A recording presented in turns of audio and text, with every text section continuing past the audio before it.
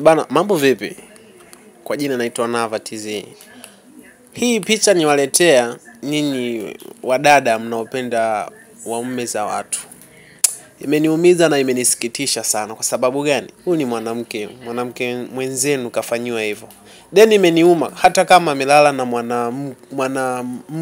mwanaume mume wako wewe ambaye umeamua kumfanyia hivyo. Cheki uume ulivyovimba kweli. In short, Mungu hakuumba hivyo. Mungu aliumba tupendane. Umeelewa? Bibi wa watu mnampa changamoto ambazo hazina maana kabisa. Mtoto kaulizwa tu inawasha, yani yeye akasema baadaye kwamba mama na bibi nasikia kitu kinawasha hapa, labda ni kawaida. Anashindwa kuongea ukweli, baadaye ndio imetokea kama hivyo. Hapo analia hapa. Anasema panauma. Bana, nimewaleteeni nyinyi ambao ni masista, ni makonki wa kuchukua wa mume za watu. Ili pia litakuwa ni funzo kwenu.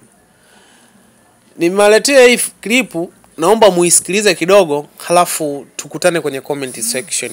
Je, huyu aliamua kufanya hivyo yupo sahihi ama akakosea?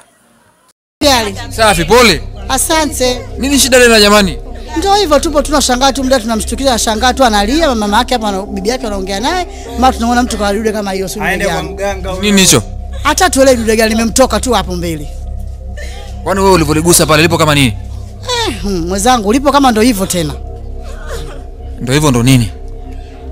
Lipo kama shipa, si shipa nini si nini hata lieleweki. Poleni. Asante. Nini kiendelea? Yaani udada kaamka asubuhi mambo yamemkuta. Kajikuta na kitu cha hilo tego Tego hilo. Wewe bwana umeligusa? Mimi sijaligusa. Umejuaje kama tego? Linaonekana tu ukiangalia lilivyo hapo tego. Dada pole bwana. Asante. Inasemekana kama umetembea na mume za watu kweli?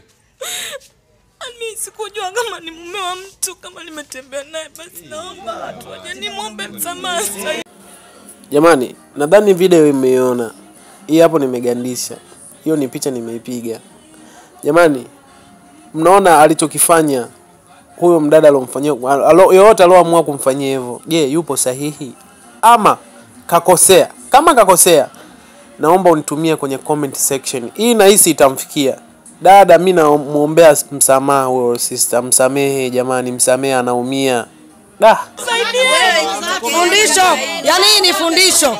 Siku yote atakapopata yaani mtu akichukua tena mwanaume tena mtu, ili ni fundisho. Wamezidi watoto sasa hivi, wamezidi watoto sasa hivi, wamezidi. Kwani wewe una tabia hiyo?